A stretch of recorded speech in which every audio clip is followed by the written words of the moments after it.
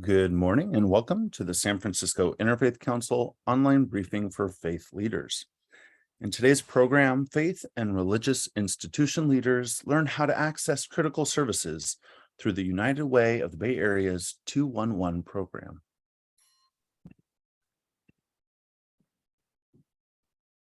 A special thanks, the San Francisco Interfaith Council online briefings are supported by a grant from MetaFund. Thank you. The important and ongoing work of the San Francisco Interfaith Council would not be possible without generous funding from congregations, corporations, faith-based social service agencies, foundations, judicatories, and supporters like you. Help us spread the word. Visit sfinterfaithcouncil.org to learn about SFIC programming and how to become a supporter. Follow SFIC on Facebook and Twitter, and subscribe to SFIC's YouTube channel to watch all of our virtual events. A bit of housekeeping. Today's program is being recorded. For audio and video, all participants are muted and without video to minimize distraction. To submit a question or comment, select the chat button at the bottom of your screen and send a message to Q&A. Questions will be forwarded to the host and answered, time permitting. For closed captions, select the live transcript button at the bottom of your screen and click Enable Live Transcription. There's no time like the present for San Franciscans to prepare for changes in the virus by taking basic actions that can protect themselves, their families, and their community. The San Francisco Department of Public Health urges people to be ready for COVID by staying up to date on your vaccinations, knowing how to reach your doctor, keeping a supply of rapid COVID tests, keeping masks handy, planning ahead for a possible infection, and staying informed with trusted sources of information such as sf.gov/COVID. The San Francisco Department of Public Health recommends the following for keeping congregations safe during COVID. Continue to gather. Keep in mind your congregation's demographics. Encourage vaccines and boosters. Wear masks indoors. Reinforce the stay home if sick message, provide testing resources, and share Be COVID Ready messaging found at sf.gov/be-covid-ready. For more information, call 628-652-2700. The vaccines are safe and effective and open to everyone 6 months and older, with boosters available to everyone 5 years and older. Go to sf.gov to find a vaccine site or vaccine event in your neighborhood. Now is the time to come together, San Francisco. Together we can stop Asian discrimination, bias, hate, and violence. The COVID-19 virus has no race or nationality. It is simply disease. To report a hate crime, call the SFPD at 415-553-1133. And at this time, I'd like to hand the floor over to the Executive Director of the San Francisco Interfaith Council, Michael Pappas. Michael, the floor is yours. Thank you, Trey. Good morning. I'm Michael Pappas, and on behalf of the San Francisco Interfaith Council, I want to welcome you to this week's online briefing for faith leaders.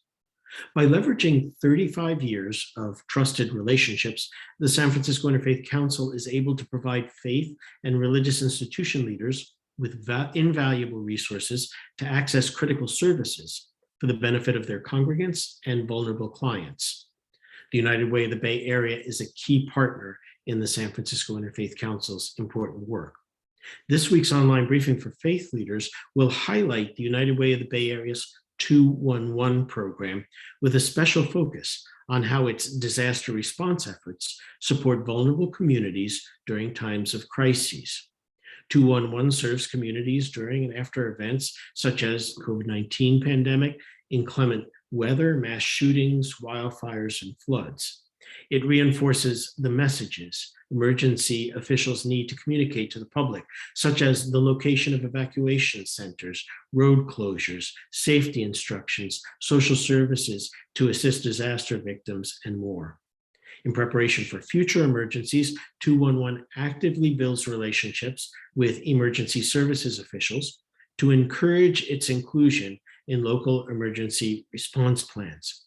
211 is a free and easy to remember phone number that connects callers with health and human services in their community. It is available 24 hours a day, 7 days a week in over 150 languages. All calls are confidential. At this time, it gives me great pleasure to welcome someone who has been actively involved in this programming since its inception, but now I get to introduce for the first time as the incoming chair of the San Francisco Interfaith Council, the senior minister at the First Unitarian Universalist Society of San Francisco, the Reverend Vanessa Southern. Vanessa, congratulations, number one, and welcome in this new capacity. Vanessa will offer the opening statement as well as the reflective moment. The floor is yours. Thank you. Thank you, Michael. It's good to be here, and there are other members of the board here with us this morning too. So it's on behalf of all of us, thank you all for coming. I will open reading our Interfaith Statement, part of the philosophy that guides and undergirds the way we gather as people of different faith traditions. This is an interfaith community. Whatever our individual belief, it can be freely expressed here with no apologies. If we are invited to offer a prayer in this setting, it should be offered according to the tradition with which we identify. If we are invited to speak on a subject from the perspective of our tradition, we are free to do so without fear of offending those who come from a different tradition. We come together as people of faith to learn from each other that we might better understand the multiplicity of faith traditions in our city and in our world. So in that spirit, we gather for the work today. I hope all of you are getting some rest and renewal at this time or have some planned. And so thanks especially for carving out time this time of year for this work. I'd like to invite us into a spirit of prayer and meditation about the force that I think guides us and holds us and brings us to this work. God, we know by so many names and no name at all, force of love, generative power of healing, courage, and hope, companion through all times and this moment. We give thanks for this gathered body and for this gathering made possible by modern technology.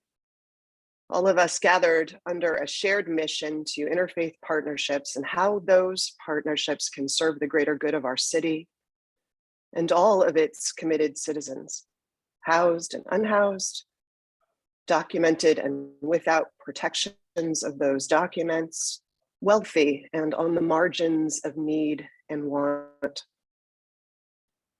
Bless this morning in a world not without pain and reason for concern, but in a moment carefully carved out to discuss and plan and connect, build bridges and share the resources and infrastructure built to support us all in the aftermath of inevitable disasters and tragedies. May those tragedies and disasters stay at bay, but may our time given to one another and this shared interfaith gathering also make us ready to help and to heal when such chapters do come, as they will, unbidden and without warning.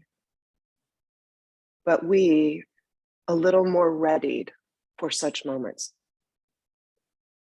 Bless everyone here in all they carry, all we struggle to hold, the questions that are each of ours to answer.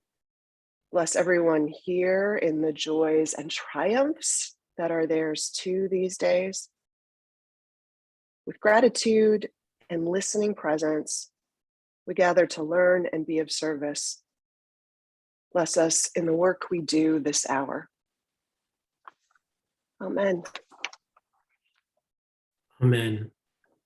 Thank you for grounding us, Vanessa, and thank you for all that you do. This is a perfect segue into today's presentation. Bless you.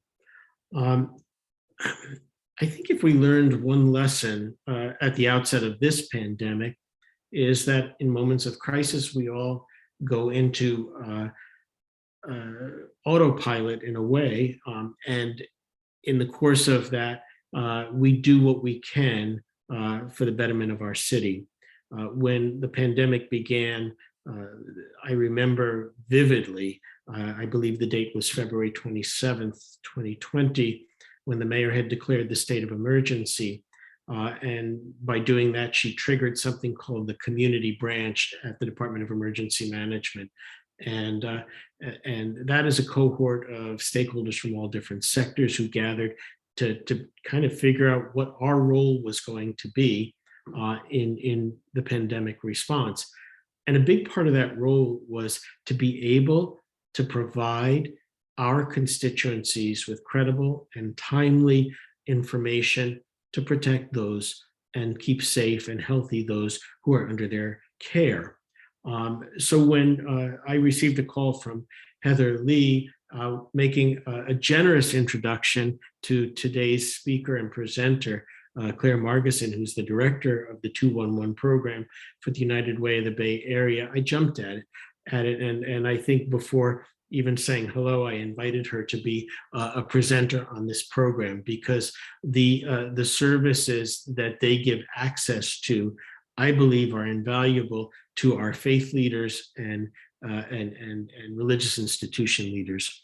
And so with that, Claire, I yield the balance of my time and to you, as well as to give you the next 20 to 30 minutes to enlighten us, after which Heather will be the respondent from San Francisco Community Agencies responding to disaster.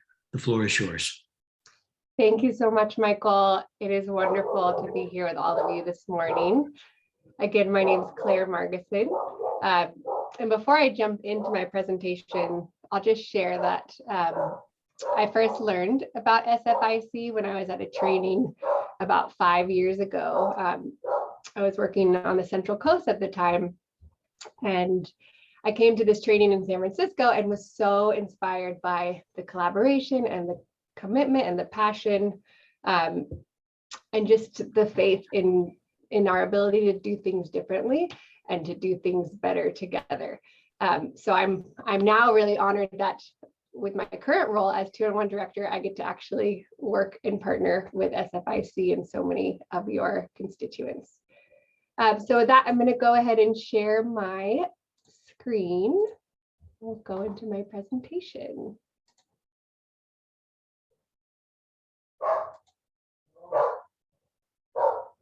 All right, can you all see my slides?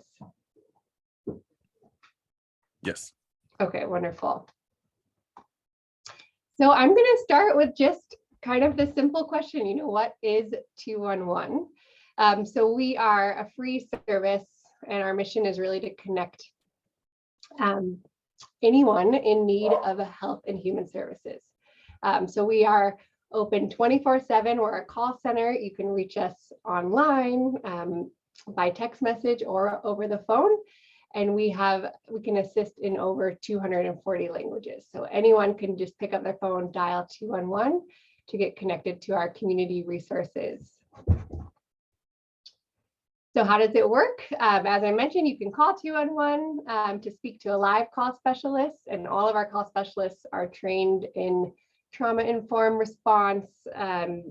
They have extensive training on the context and geography of our social services, and our community database is the most robust with community resources for our residents. You can also visit us online, 211bayarea.org, and there you can search. Community members do that, as well as service providers, to help access resources. And then finally, we have two texting options. So one is a live text, where if you text your zip code to 898-211, you'll actually connect to a live call specialist, where there'll be two-way texting. So you can text back and forth. So that's a great option for folks that don't necessarily want to call or prefer text messages. And then our other option is what we call keywords. So this is where you text a word to the number 211211.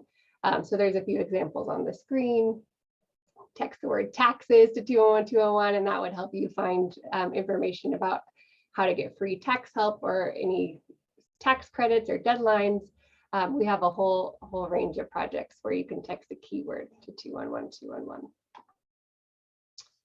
So just a quick history of how we came to be. The first 211 began in Atlanta, Georgia with United Way of Atlanta, and that was in 1997.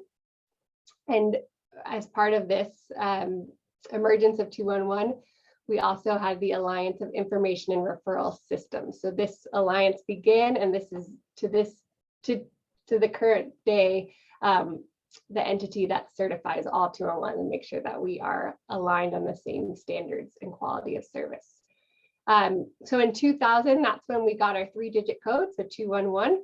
And then here in the Bay Area, it was actually 2004 when 211 officially started. Before 2004, United Way Bay Area operated what was called the helpline. So some of you actually may have heard of that. That's been around since 1977. So with this kind of national move towards the 211 hotline, we took our resources and our history of working with the helpline and became 211. And since 2004, we have responded to over 700,000 calls and texts in the Bay Area, and that's resulted in millions of referrals to health and human services. This just speaks a little bit to why United Way. As many of you know, United Way has been around for a long time, and we have a really strong presence throughout the country, right? There's a United Way serving almost every county. And so United Way is operating about 70% of the 211s nationwide. 211 allows United Way to better understand community needs and vice versa. It's a really strategic partnership that aligns with our work of alleviating poverty and helping folks in the Bay Area become financially self-sufficient and meet their basic needs. Oops. So these are just websites I mentioned, our 201bayarea.org website earlier, and then the other two are just if you want to see where else 211 is active in California or in the rest of the world, you can check out these websites, and these will all be available on the slides after the presentation. Great, so 211 in emergency. I know this is something that's very near and dear to all of our hearts, especially as we continue to deal with the impacts of the COVID-19 pandemic. So 211 has played a critical role in emergency preparedness and response for several years, but I think the pandemic has really kind of pushed us to the forefront of what we can do and what we've done. So during any kind of emergency, right, of course, the Office of Emergency Services and 911 are going to be there to respond to critical urgent emergencies, but often people just need to know important information that might not technically be an emergency. So what we do during disasters is we help get out that information. So on the screen, you'll see some of the ways that we may assist. So it's very easy for us to share resources about where can you access food or water or other basic needs, what are evacuation routes, what's the location of a place to reconvene with your family or loved ones. During the pandemic, we were updating our information every day to help keep the public informed about the changing rules about mask mandates or shelter in place. We also can help with vaccine appointments. So that's something that we did during the pandemic, where we worked specifically with health departments or pharmacies to actually schedule folks to get their vaccine appointments. So crisis hotline, 211 is not technically a crisis hotline, but as I mentioned, all of our call specialists are trained in crisis response and trauma-informed care. So one thing that we do and we take very seriously is to make sure that if someone calls us and they are in crisis, that we are getting them to the right person without ever putting them on hold. So we will never, if somebody calls us and let's say they are talking about suicide, we will continue to talk to them on the phone and then make sure to get them maybe, to the Contra Costa Crisis Center or another crisis hotline where there may be someone that can better assist. And we do get a lot of crisis calls. So that's something that we continue to take seriously. And we're really excited about the 988 hotline that some of you may have heard of that's coming out soon that will also help with that. Emergency shelters, this is another area that we've helped direct folks to during emergencies, as well as donations and volunteering. We haven't done this in San Francisco, but 211 in other areas has actually helped organize the Emergency Volunteer Center during a disaster. So they actually use the call center as a way to help direct volunteers to the right places. And they do that in collaboration with the local VOAD or COAD or other emergency response organizations. 211 also helps with long-term recovery. To this day, we're still getting calls about the Carr fire, victims who were displaced or lost their homes or need other services. And I imagine, in a year or two, we'll still be supporting people that are impacted by the pandemic. And then finally, these 211 keywords. So I mentioned this on a previous slide. This is where you can text a word to 211. And during emergencies, we often pick a keyword in partnership with the Office of Emergency Services or local emergency response group that's really easy for people to text. So for example, Carr fire, you could text that to 211. Or if there was, an earthquake, we could pick a keyword. So that's a really easy thing that we can activate during an emergency event. I'll just quickly chat about a few of our projects that we have active right now. So these are, I'm just going to read them out and then I'll go through each one individually. So the first is our California Eviction Prevention Project, and that's just in the Bay Area. We have a public safety power shutoff project that's actually statewide throughout the state of California. We have a special earthquake preparedness project that is unique just to San Francisco and Santa Clara. And then we have a tobacco cessation project that's also statewide. And then finally, community information exchange exploration, which is also throughout the Bay Area, but it's making more progress in certain counties than others. So the Eviction Prevention Project, if you are living in the Bay Area and you were to call 211, you may hear about this. It's a partnership with Help Leads Tenants Together and then our two other call centers in the region. And our goal is to increase awareness about resources, rights, and empowerment that have to do with housing and housing rights. So we just launched our screening in February of 2022, so just a few months ago. And we are talking to anyone that calls 211 about their housing situation and finding out if there are ways that we can connect them to appropriate resources to help with rental assistance, with legal FAQ if there are tenant rights issues. Of course, this was a huge help leading up to the end of the emergency rental assistance program. Unfortunately, there are still some other emergency rental assistance programs that are active. So this is one project that we're really happy to be working on. Another is our public safety power shutoff. So this is more about emergency preparedness. As many of you know, with wildfire season upon us, we know that there are power outages. So this is a partnership that we are doing with PG&E, and it's to help prepare people for power outages. So we're also collecting information from our callers about if they are prepared for the power to go off in their home for 1 to 3 days. And if not, what resources can we connect them to? So it's a really helpful program to help better prepare our population. And as it says on the screen, we have a special focus on access and functional needs populations with this project. Earthquake preparedness. So this is through Cal OES, and this is in the Bay Area. It's just in San Francisco and Santa Clara. So we right now have a keyword campaign. So if you want to try it out, you can even take your cell phone and text the word shake if you live in San Francisco, or the word earthquake if you live in Santa Clara, and text that to 211-211, and you'll get directed to information about how to best prepare for an earthquake. So this is one project we have.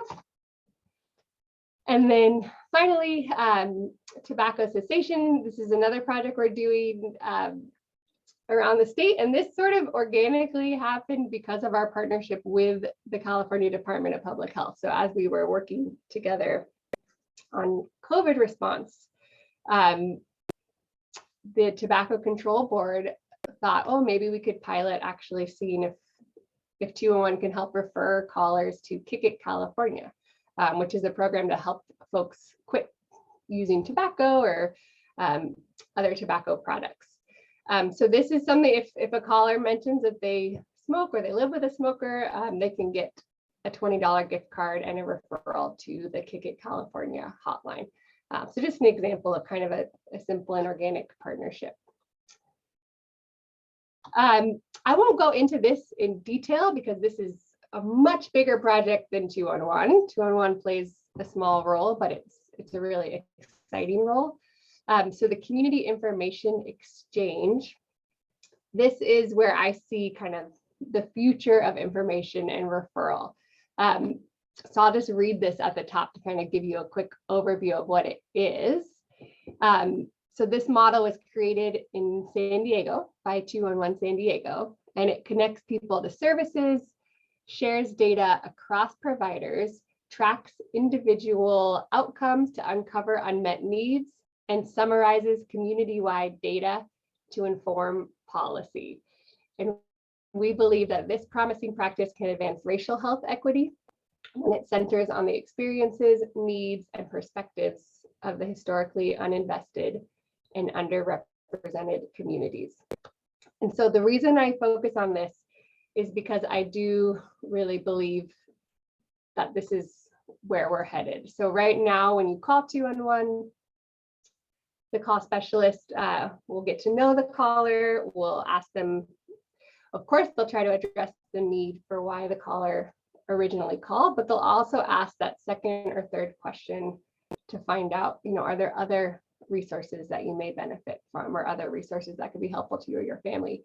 But at the end of the day, it's on the caller to hang up the phone and then access those resources, right? We'll share the hours, the eligibility, the phone number, anything we can, but it's still on the caller to take the next step. So this community information exchange model kind of flips it on its head and looks at how can we meet people where they are. And so that when we make a referral, it's actually on the agency and the other members of the referral network to make sure that that caller is able to access the service. And if they're not able to access it, we know why, right? Was it a transportation issue or a language issue or something else? So this helps us really see if people are falling through the cracks, and if so, why and how can we shift so that that's not happening. So again, I don't want to spend much more time on this because it is more complex. But if any of you are interested, we are working on this project. 211 Bay Area specifically is supporting in Marin and Santa Clara, and then the 211s in Contra Costa and Alameda County are also working on that project. And then, of course, since we're United Way Bay Area and we serve 8 counties, we're really looking at this as a regional approach, right? As I mentioned, there's certain counties where maybe the exploration of that model has already started and has gained some traction. But the power in this really lies in working across sectors, across counties, and making sure that no one is falling through the cracks. So we're going to continue to fundraise and advocate for this model and this type of approach, and hopefully we'll continue to gain momentum there. So I'm going to end my presentation just talking a bit about data, right? I've been talking nonstop about what 211 offers and how we work, but one of the benefits of this program to our policymakers and our partners is that we have really rich data about community needs. So on the screen, you can see I have my email, and I'm sure we'll share this after. If you have questions about 201 data, you can contact me at any time. I will show you our dashboard, but first I'll just show you a few simple graphs to give you some examples. So this is now a year old because we just ended fiscal year 22, but you can see that last fiscal year, 2021, we received 76,000 calls for the entire Bay Area, and then they're broken down here by county. And then some of the top needs. So why were people calling 211? We can just look at San Francisco. So VITA program, that's our free tax prep. So in 2021, we had a lot of people that were seeking out services around tax preparation and maybe how to access the new tax credits, as well as food pantries. Food in the state of California, food and housing are our two biggest needs, which I'm sure doesn't surprise anyone on the call. Rent payment assistance, homeless services, and then grocery ordering or delivering. Here's examples of COVID-specific calls. So we can, when a caller calls 211, we can categorize our calls. And we actually have COVID-19 as a specific disaster in our database. So these are calls that were flagged as COVID-19 disaster calls, which means the caller was directly impacted by COVID and had a specific need that was linked to the pandemic in some way. Here is the top needs for COVID calls. I know this is a lot of text, so I won't go into these, but you're welcome to look at these on your own once you have the slide deck. And then I will show you, I'm just going to stop sharing this so I can just quickly show you one other piece of data. Sorry, I've lost my.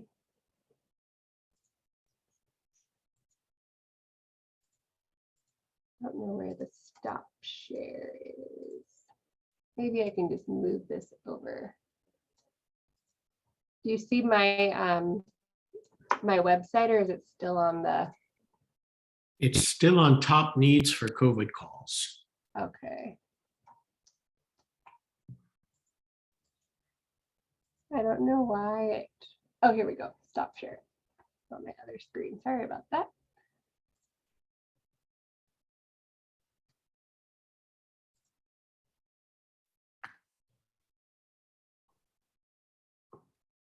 It's all you now.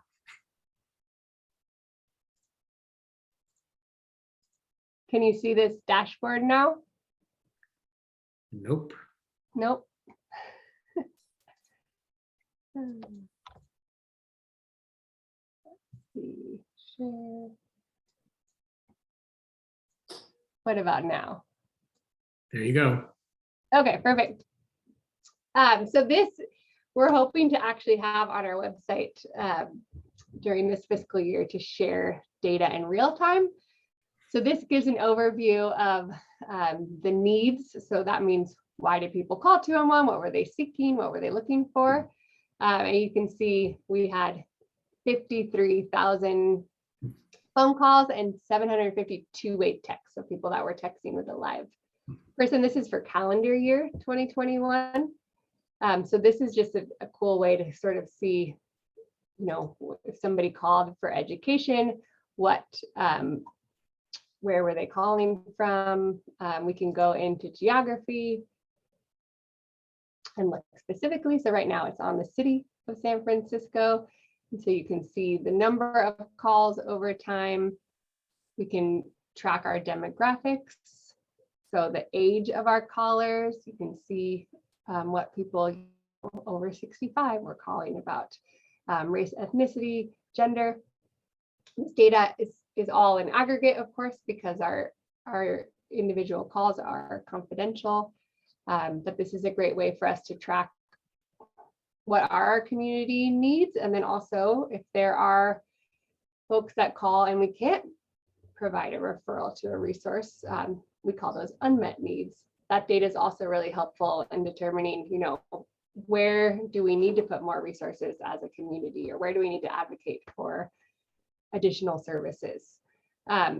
So I think the 211 data has a lot of potential to help us with our policy and just understanding the service landscape in a specific county or region. So I'll go ahead and stop it there with all of the data, and I'll turn it over to Heather for any questions.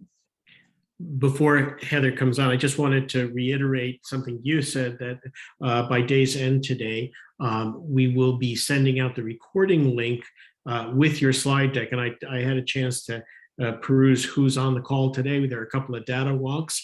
And so I know that they will appreciate some of the important dashboard slides that you've got on there. Just by way of introducing Heather,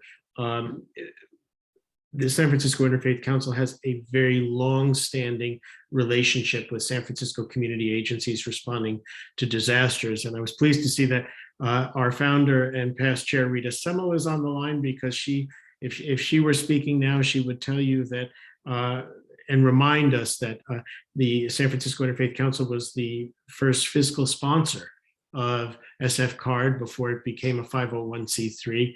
And since then, we've had since Katrina, we were hosting every 2 years, thanks to a grant from the Walter and Elise Haas Fund, disaster preparedness workshops for congregations. And we would assemble everybody, and this is one of the ones that Claire, that you attended. But what we would do is we would encourage our constituents to get in touch with SF Card to develop disaster plans. And I know that that feeding into SF Card has done great things for our houses of worship and religious institutions. We've invited Heather here for a couple of reasons. One, because she made the introduction to Claire, but secondly, because SF Card and United Way, and especially 211, has a working relationship. So we'd like to invite Heather to talk a little bit about that, and then to pose some questions for Claire. Heather, it's all you now. All right, thank you, Michael. Thank you for the introduction so much. I met Michael, and when I came on board with SF Card in 2019, I am always tickled to be invited to these presentations. I actually share them out with my work all around the Bay Area and Northern California, and even sprinkled out around the country and even outside of the country, as one of the best practices I have ever seen in communication. So thank you so much for letting me participate in this once again. I will say SF Card is working with United Way. This is a little plug for all of you on the MyShake program that Claire mentioned.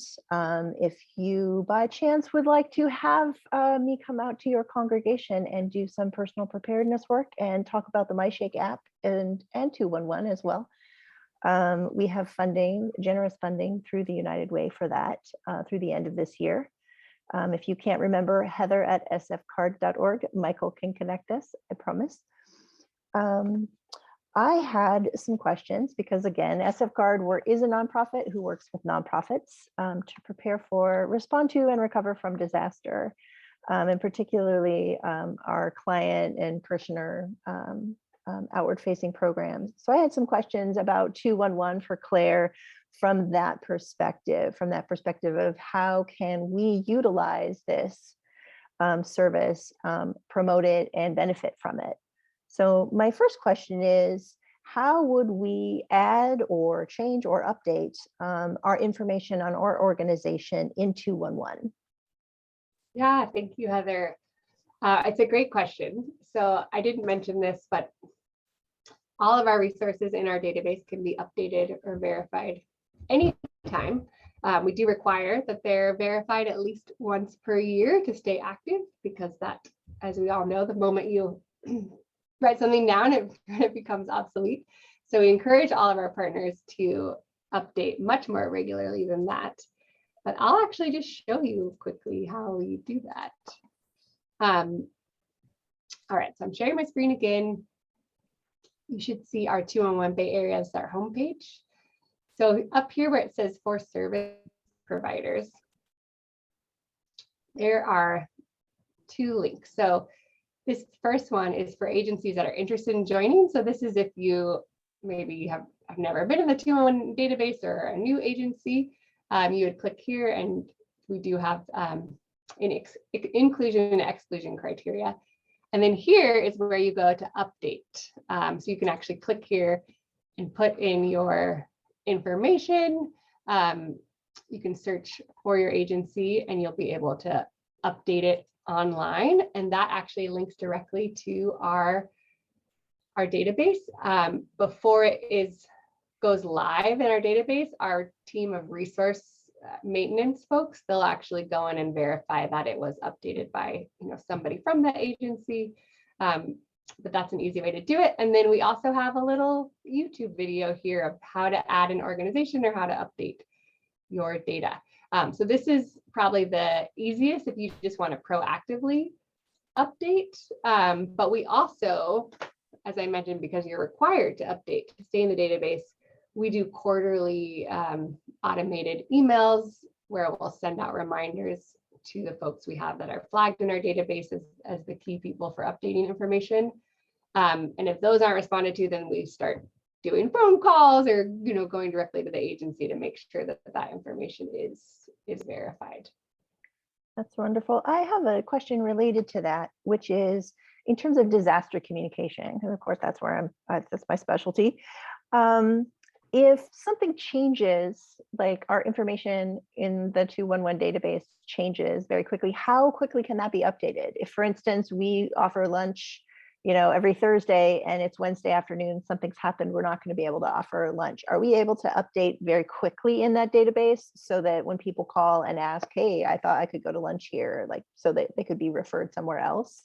Like how quickly can that information be updated? Yeah, it's a great question. And I mean, the answer is it can be updated immediately if the right line of communication is established.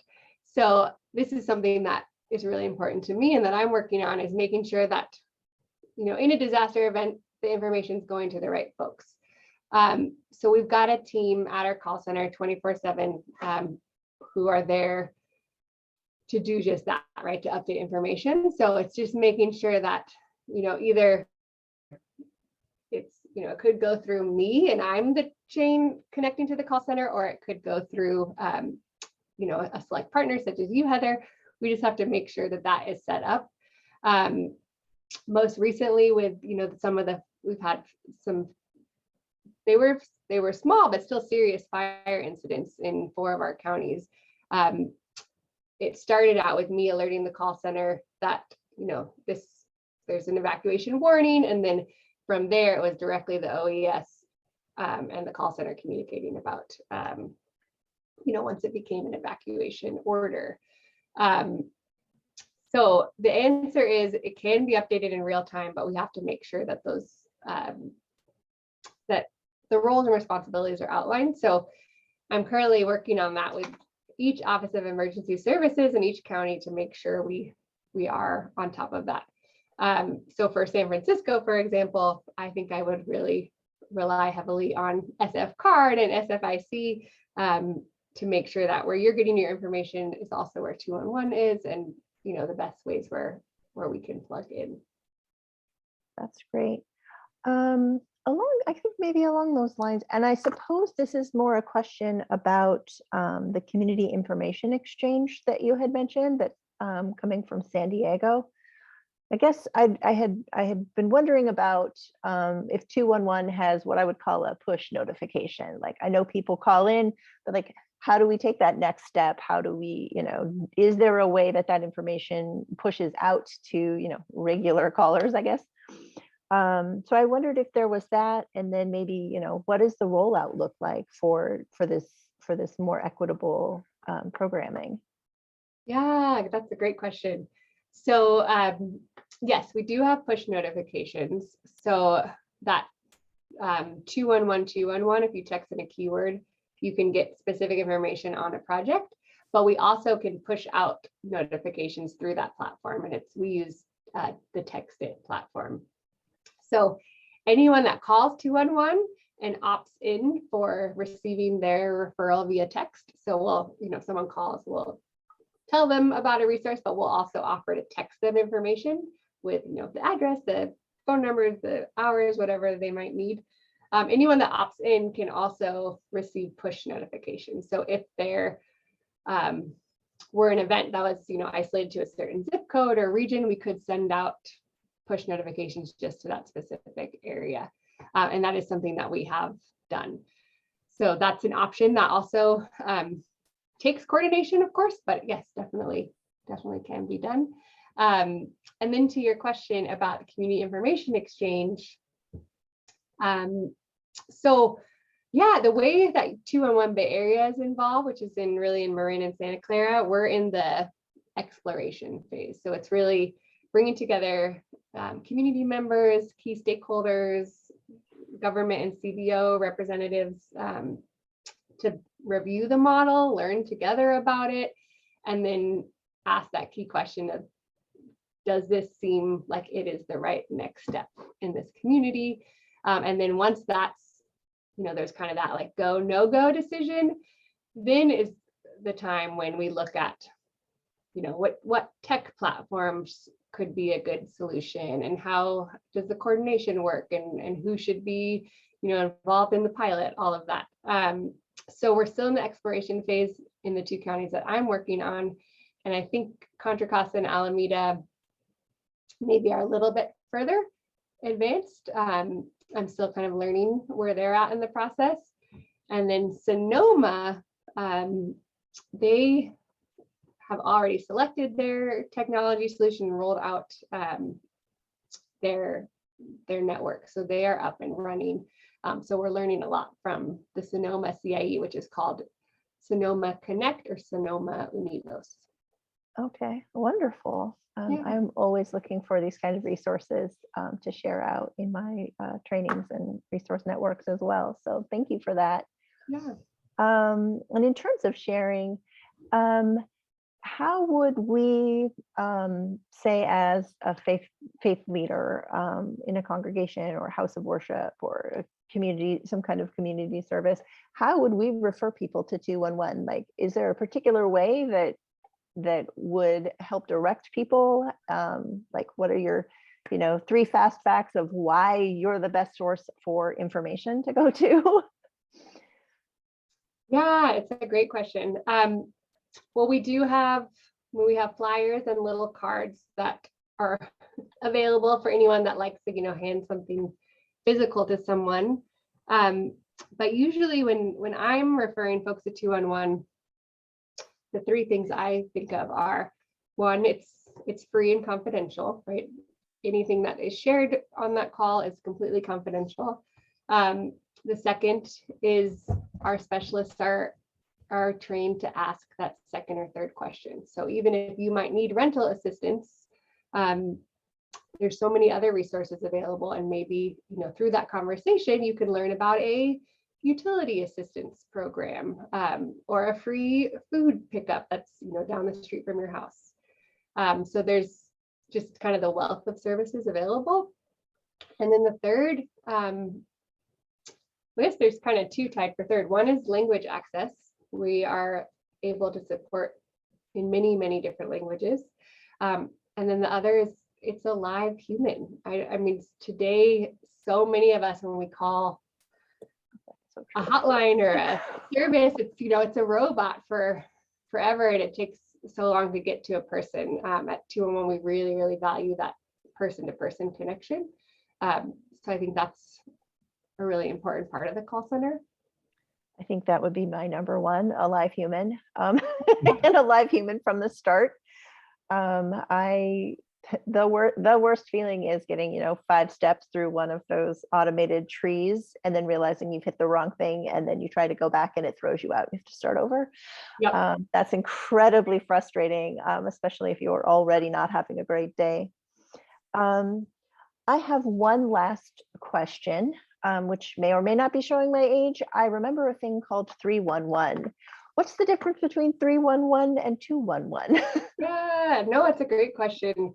And 311 it's very active, and I think it's it's really well utilized in San Francisco, especially.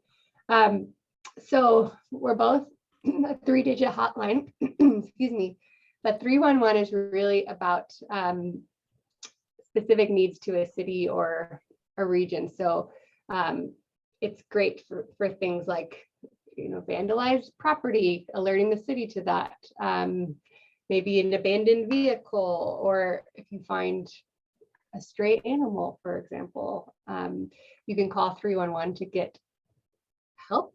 211 is all about health and human services. So 211 is really about connecting folks to a specific service in the community. Does that help clarify? I'm gonna ask a little. Yeah. So 311 would be more like accessing a way to quickly access a city service, like getting connected to, the non-emergency police department kind of a thing. Just from what I'm hearing, abandoned vehicles, or like a stray street animals is one of those Mhm. city department things. And 211 is more about reaching our faith or community-based organizations and their specific support, kind of very loose. I realize that there's a lot of overlap in There is government for health and human services. So and I think it's important to note that we do a lot of cross referring. So if somebody calls 311 looking for access to healthcare or rental assistance, they would often transfer them to 211, and vice versa. If it's I think 211 has a lot of the city services in our database, but if it were a question that was better suited to 311, we would also transfer them back over. and you're able to transfer, you don't have to hang up and start over. Yeah. Oh, nice. That's always great. Those were my questions. Thank you so much, Claire. This has been really informative for me to learn more about 211. And to be able, because I'm lucky, I got to ask you the questions that I had. And I'm going to go ahead and turn it back over to Michael now, unless you have anything else, Claire. No, that's great. Thank you so much. Heather, I knew that when I asked you to be the respondent, you'd ask all the right and probing questions. And thank you. I sat and listened to you, and a lot of the questions I had, you posed. And in fact, in the chat, the Archdeacon for the Episcopal Diocese of California, the Reverend Nina Pickrell, who wears many hats. She is a reservist with the Community Living Campaign for us, and is doing a lot of our work with ministering to aging adults and people with disabilities. But she also runs the Bayview Mission, and she has in the chat made a request for 100 of your business card size 211s, because she will be able to distribute them out in her community. So I'm going to make that plea now, and it is in the chat. So and I promised Nina I would do this, but Nina's request in the chat, and also just listening to the very first question you posed, Heather, prompted me to want to ask this question. If a congregation, say, has a meal serving program, and they are not like a huge, nonprofit or agency, are they able to post this on your website as well, or is it just for large social service agencies? Yeah, great question. Yes, absolutely. We do have an inclusion-exclusion criteria. So all nonprofits kind of automatically meet that inclusion. And so for other programs, there are a series of questions, but we're mainly looking for that it's a free or low cost service. So we do not put, for-profit providers that might, sway a caller to take one service over the other. So yes, we have many churches, many other, temples and whatnot that have a specific food program or other program, and those can definitely be in the database. Because when I invited you to present today, it was more that the congregation leaders could could make referrals, but I didn't realize until really Heather posed the question that, a lot of our, houses of worship and religious institutions have programs that would really would fit nicely into what you're offering. So I'm hoping that those who are listening on the call today, as well as those who will receive the recording link and the slide deck and the other resource links, will take advantage of this and post. The other sort of elephant in the room, we're coming into wildfire season. And I can tell you, pre-pandemic, when the North Bay fires were raging, that we were getting calls in San Francisco to help establish relationships in Sonoma with our counterparts and in Marin, where the evacuees were presenting themselves. If you could just drill down a little bit, because once the wildfires start, if you could talk about the services that you all are referring to, that would be very, very helpful, I think, for some of our congregation leaders. Yeah, so I mean, I would say it depends on where the incident is, because we kind of have a different role in different counties. So in Santa Clara, for example, 211 might be invited to actually be in the emergency operations center and sit with the PIO and be putting out information to our call center and through our push texting campaign. In another county, we may have to just get information directly from the OES website or the PIO officer or community partners like SF CARD and SFIC. So it does look differently depending on where the disaster incident occurs.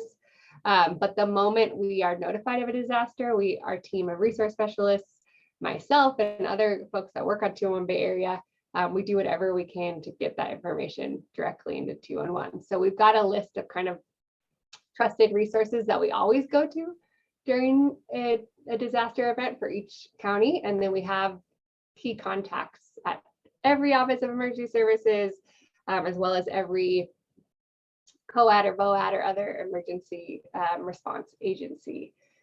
So yeah, I mean, we're a 24/7 call center. So even if something happens in the middle of the night, we will be working on getting that information updated. But my dream scenario would actually be to have, a formal MOU with each Office of Emergency Services that really clearly states the roles and responsibilities. We have that in some counties, but not everywhere. So we'll see. Hopefully we can get there.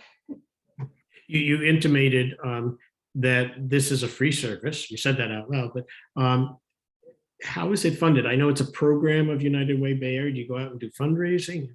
Yeah. And I was waiting, like, should I bring this up with this group? So it is a free service, but we fundraise locally. So each 211 has to fundraise on their own.